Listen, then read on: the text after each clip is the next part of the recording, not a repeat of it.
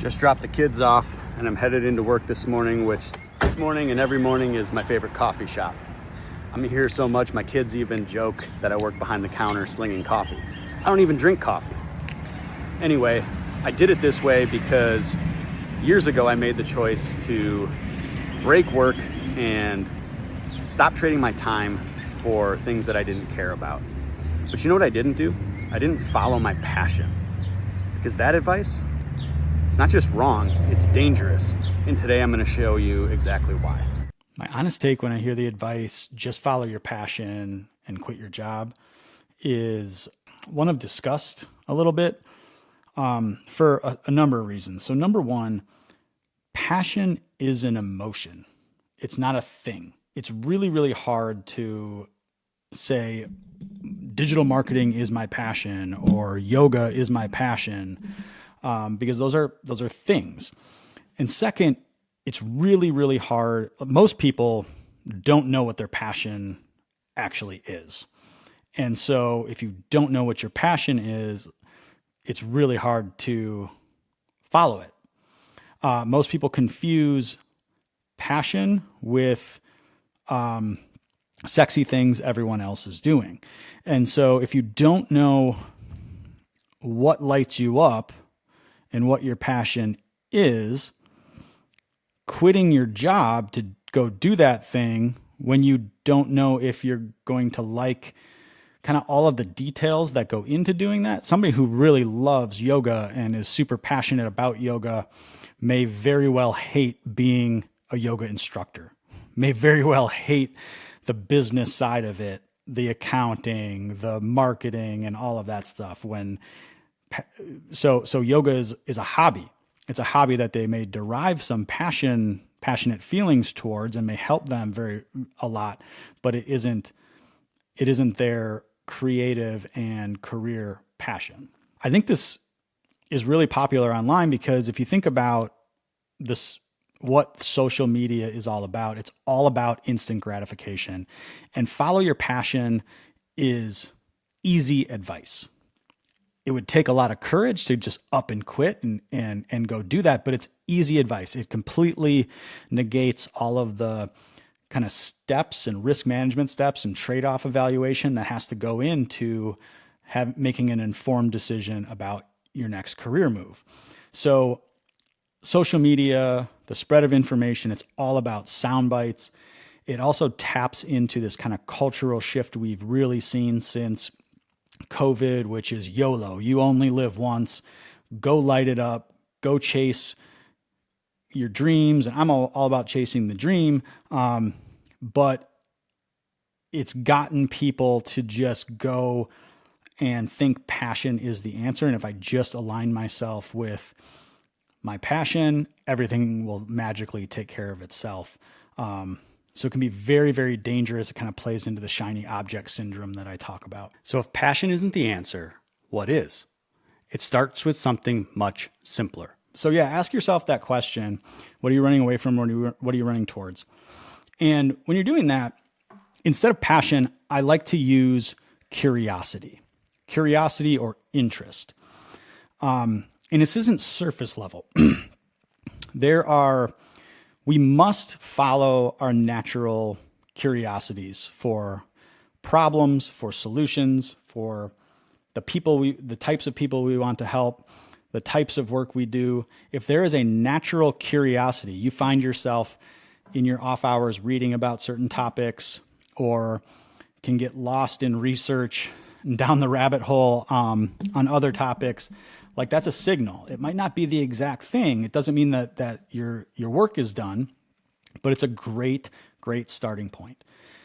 Follow your curiosity and start to understand and map out the day-to-day types of activities that give you energy and feed your energy and enthusiasm rather than drain it. So obviously most people's is like sitting in meetings or Zoom calls, all of this stuff, that's an energy drainer. That's pretty easy, that's surface level. But like when you're at work, there are probably parts of your job that are better than others, parts that you enjoy and parts that you don't. Just knowing that when you interact with a customer or when you're collaborating on a team, your energy is high and you're creative and you're going and you're solving problems, you need to figure out how to get more of that. We're not making one decision, we're making a series of decisions to get us more in alignment over time. And so if you know that about yourself, you really need to be in collaborative situations.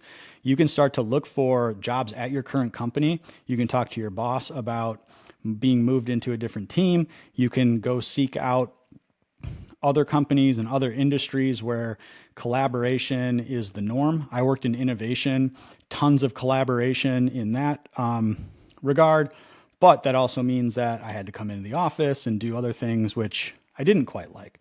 So understand what you're running from, what you're running towards, understand a unique foundation of how you produce value today, and start exploring. Allow yourself to be an experimentalist instead of a perfectionist, and start to just let your curiosity and your energy lead your search. But curiosity isn't itself enough.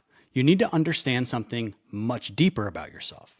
We create a foundational view of the value you provide here and now through a process I call advantage mapping, where we look at your life in 8 different dimensions, all of which can be leveraged and used for your advantage on a new pathway. And we build up a really foundational view of who you are at your core. And then we seek external options for change. Maybe it's building a business, maybe it's a new job, maybe it's a complete new industry, where you can really leverage all of that instead of trying to mask your deficiencies in an interview or becoming somebody totally different, wearing another mask, corporate mask, if you will, trying to convince somebody of something that you may not be.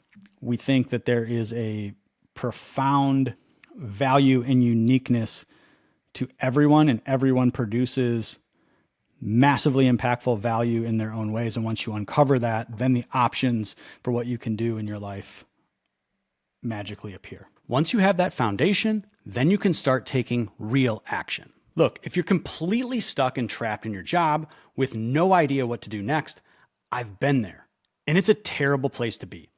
That's why I built the Freedom Accelerator Lab. It's not about following some fantasy passion. It's about breaking work systematically, finding your real advantages, and building something that actually works in the real world. Check out the free training below, and let's get you unstuck. So I'm passionate about sports. I get a lot of excitement from competing. I get a lot of excitement from coaching my kids, from playing golf in a competitive way. All of these different things, right, are different passions that elicit the excitement.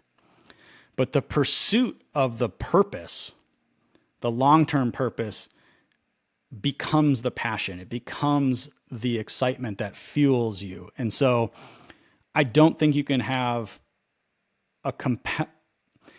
if you're chasing a passion, I don't think you have a deep enough why.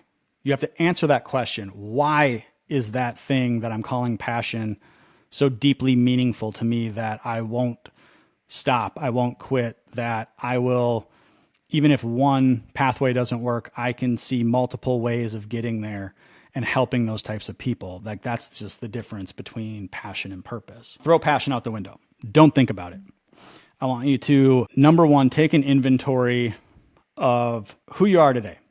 Take an inventory of all of the lessons that you've learned, the skills you've acquired, the expertise, everything today. Just take an inventory and don't think about it too much. Just bullet point down a whole bunch of things about you that you can use going forward. We don't know where that is yet.